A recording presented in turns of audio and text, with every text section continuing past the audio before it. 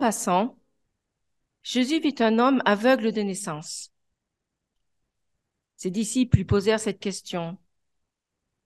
Rabbi, qui a péché pour qu'il soit né aveugle, lui ou ses parents?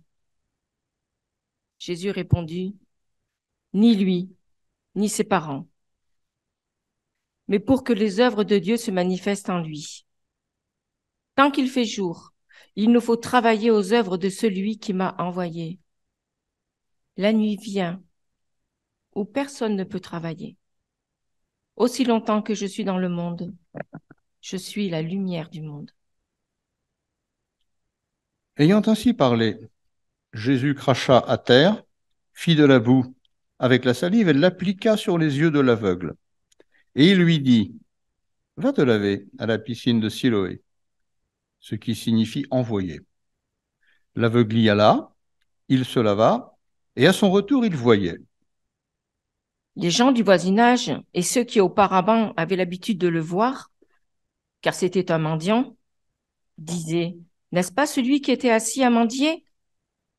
Les uns disaient, « C'est bien lui. » D'autres disaient, « Mais non, c'est quelqu'un qui lui ressemble. » Mais l'aveugle affirmait, « C'est bien moi. » Ils lui dirent donc, « Et alors tes yeux, comment se sont-ils ouverts ?»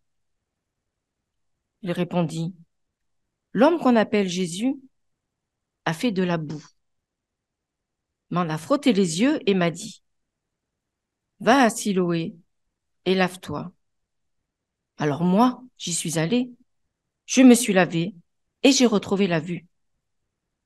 Ils lui dirent, « Où est-il celui-là ?»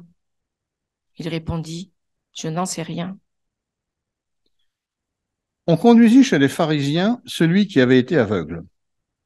Or, c'était un jour de sabbat que Jésus avait fait de la boue et lui avait ouvert les yeux. À leur tour, les pharisiens lui demandèrent comment il avait recouvré la vue.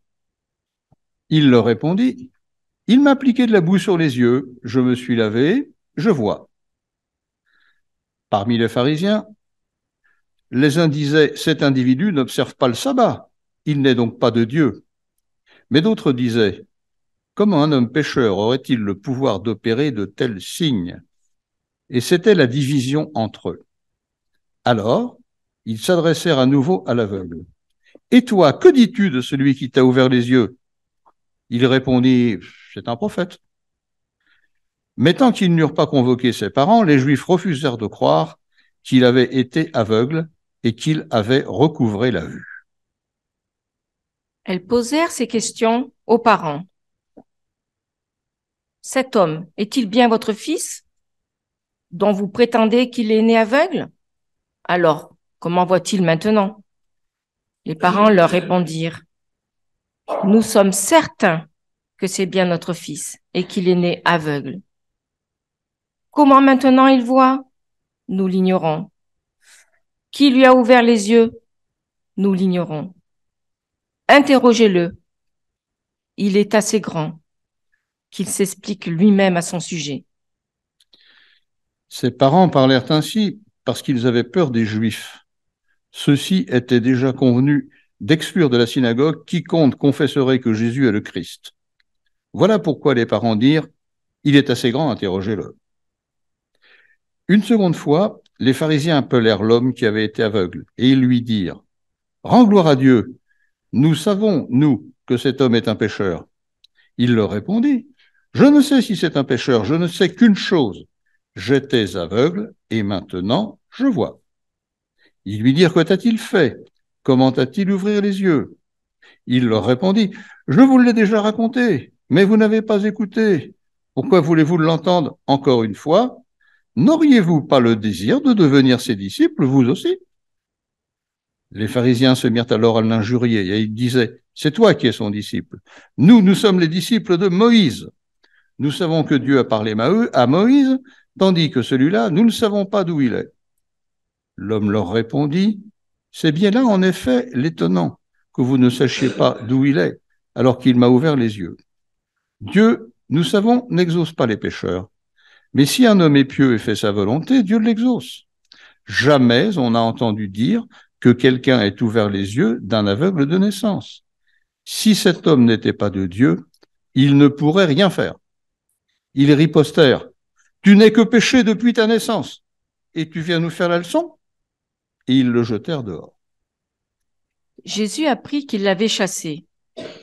Il vint alors le trouver et lui dit, « Crois-tu, toi, au Fils de l'homme » Et lui de répondre, « Qui est-il, Seigneur, pour que je croie en lui » Jésus lui dit, « Eh bien, tu l'as vu, c'est celui qui te parle. » L'homme dit, « Je crois, Seigneur. » Et il se prosterna devant lui.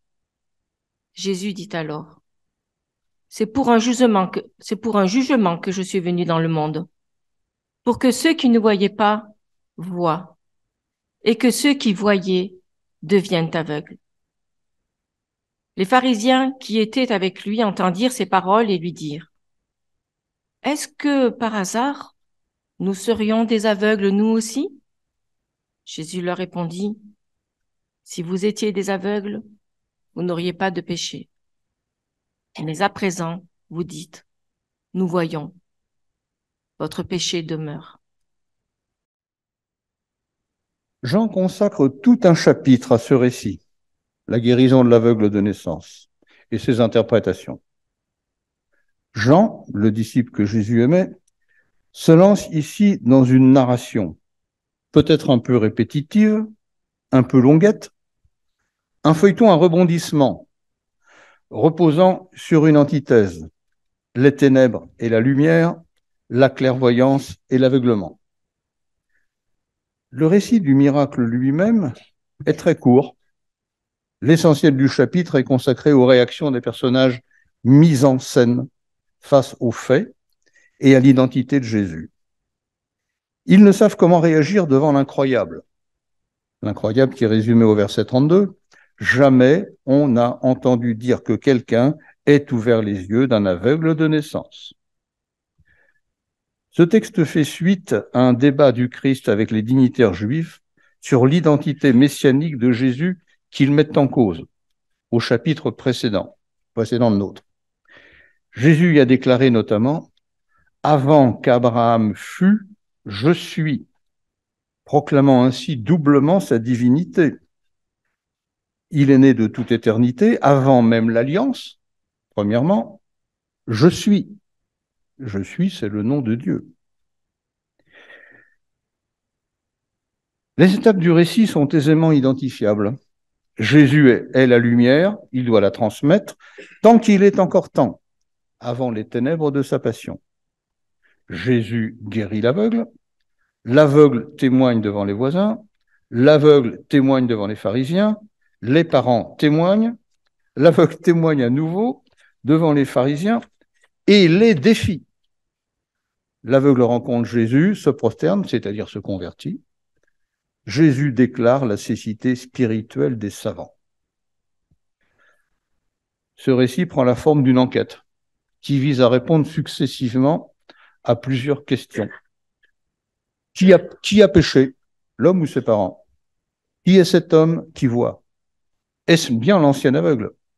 Comment a-t-il pu être guéri? Qui l'a guéri? Qui est Jésus? Pourquoi a-t-il réalisé cette œuvre pendant le sabbat? Ainsi est-on passé du coq à l'âne. Les questionnements changent perpétuellement d'objet, mais on remarque quand même qu'ils ne sont jamais bienveillants. Avez-vous remarqué les récentes évolutions de notre langage? Les gens, par exemple, n'ont plus à faire face à des problèmes. Ils sont confrontés à des problématiques. S'ils ont quelques ennuis, l'ennui n'est pas qualifié, une situation n'est pas qualifiée de difficile, mais de compliquée. Pourtant, les sens sont différents. Les sens sont très différents. Une problématique, c'est la question qui sous-tend un raisonnement, qui porte le raisonnement. Compliqué et difficile, c'est pas pareil. Ce qui est difficile n'est pas forcément compliqué. Il me serait très difficile de réaliser un 100 mètres en 10 secondes, mais c'est pas compliqué. Il suffit de mettre rapidement un pied devant l'autre. Pour élucider, pour trouver la solution du problème compliqué, nous avons besoin de clairvoyance pour discerner une issue, une solution véritable. Ce que l'on conçoit bien s'énonce clairement, écrivait Nicolas Boileau. C'est exactement le contraire de la situation exposée ici.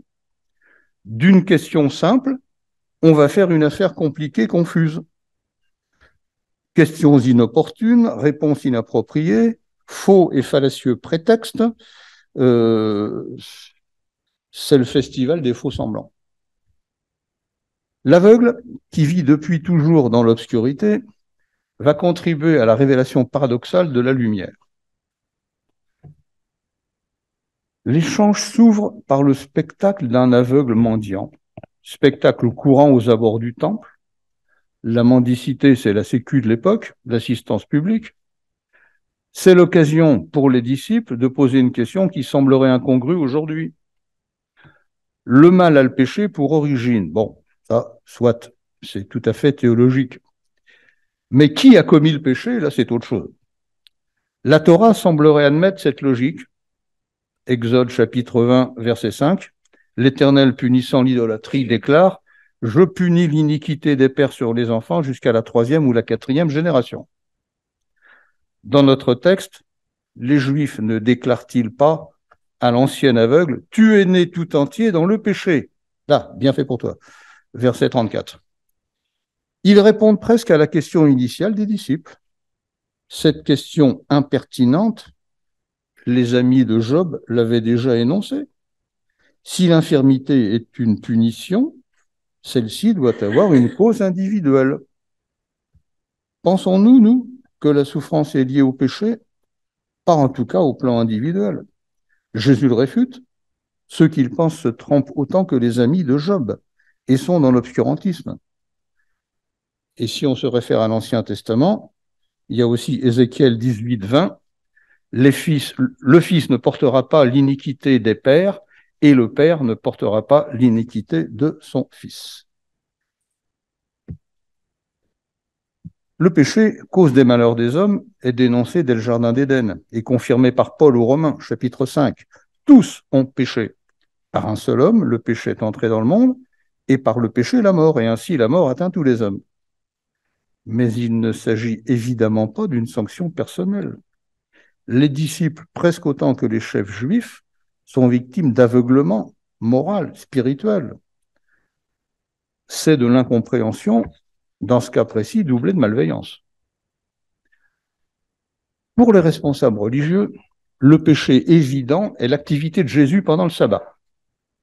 Il n'est pas concevable qu'un miracle de Dieu soit intervenu en violation de la loi de Moïse. On sait que Jésus avait déjà guéri le jour du sabbat, notamment, quelques chapitres avant, le paralytique de la piscine de Bethzatha, Jean 5, suscitant déjà la colère des chefs juifs. Les guérisons semblent violer la loi, mais Jésus a déjà apporté la réponse définitive. Marc 2, 27. C'est une très belle phrase.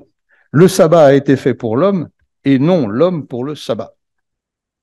L'observance stricte formelle de la loi tue son esprit. L'interprétation excessive et fausse, elle n'est qu'obscurantisme. C'est un invariant chez Paul comme chez Jean.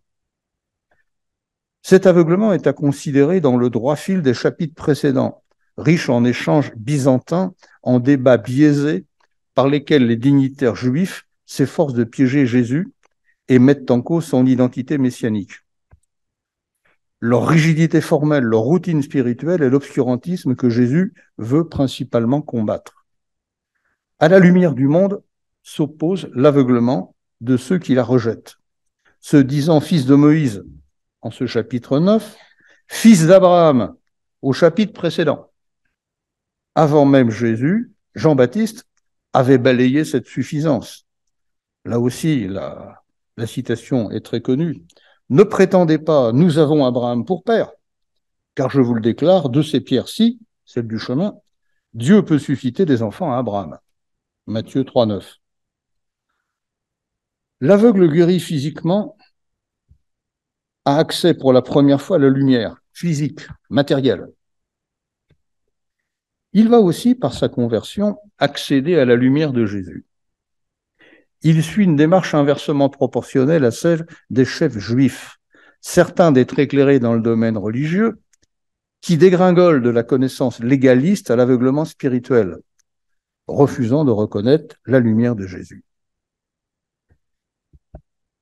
On est frappé de l'indifférence des multiples interlocuteurs devant les souffrances liées à l'infirmité de cet homme, qui n'est qu'une occasion de débat théologique futile. On dirait aujourd'hui qu'il est instrumentalisé. Seul Jésus lui témoigne de la compassion.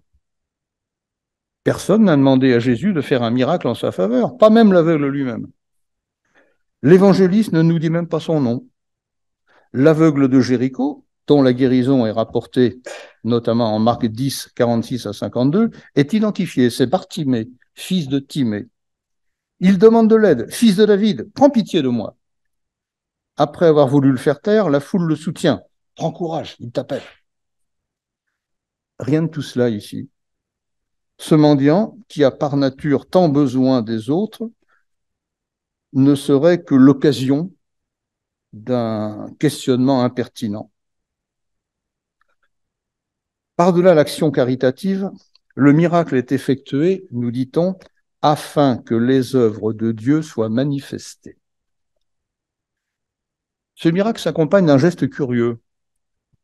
Moi, je le vois personnellement comme un acte créateur, créateur de bienveillance.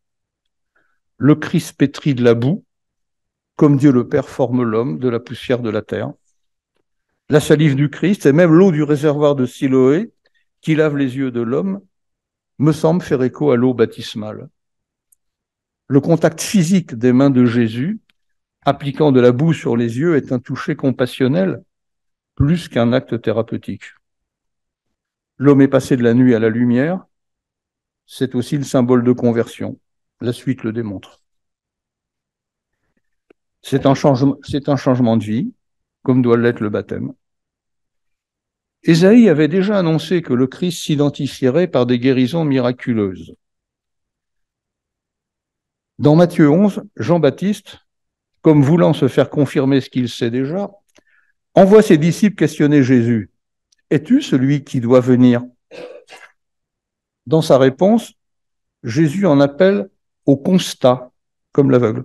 « Allez, rapportez à Jean ce que vous entendez et voyez. Les aveugles voient, les boiteux marchent, les lépreux sont purifiés, etc. » C'est aussi le témoignage de l'aveugle, qui ne demande ni comment ni pourquoi, mais souligne le constat « Je ne sais qu'une chose, j'étais aveugle et maintenant je vois ». Celui qui se déclare la lumière du monde a donné la lumière à cet homme, encore une fois, afin que les œuvres de Dieu soient manifestées. Les chefs religieux recevront encore la même proclamation au chapitre suivant, chapitre 10, verset 25. « Les œuvres que je fais au nom de mon Père rendent témoignage de moi. » Puis encore au chapitre 11, alors qu'on annonce l'agonie de Lazare, « Cette maladie n'est pas mortelle, mais elle est pour la gloire de Dieu. C'est par elle que le Fils de Dieu doit être glorifié. » Si par le miracle de la guérison, les œuvres de Dieu sont manifestées, ceux qui contestent l'identité messianique de Jésus essayent de rompre ce lien d'identification. C'est pourquoi ils terrorisent les parents de l'ancien aveugle. Quant à ce dernier, là, des questions inopportunes et répétitives, et emportés par une belle assurance face à l'embarras des religieux, le 49.3 n'a pas encore été inventé. Il se fait ironique et provocateur. Voulez-vous être ses disciples ? Il n'y a pire aveugle que celui qui ne veut voir, dit la sagesse populaire. Les incrédules manipulateurs veulent arracher à l'aveugle une parole qu'il pourrait retourner contre Jésus. Mais l'homme s'en tient au constat. Il était aveugle, maintenant il voit. Les Juifs veulent briser le raisonnement progressif. Un miracle patent a eu lieu, ça ne peut être que l'effet de la bienveillance divine. L'homme qui l'a effectué est au minimum un prophète, c'était la première identification, voire le Messie. L'évangile suivra implicitement ce raisonnement. L'aveugle se prosterne en signe de conversion, son âme s'ouvre autant que ses yeux. L'homme nommé Jésus c'est la première identification, est devenu pour lui le Christ. L'aveugle exprime ainsi sa foi en pleine lumière. Ce chapitre, en forme de démonstration, comporte aussi une conclusion. C'est Jésus qui l'exprime.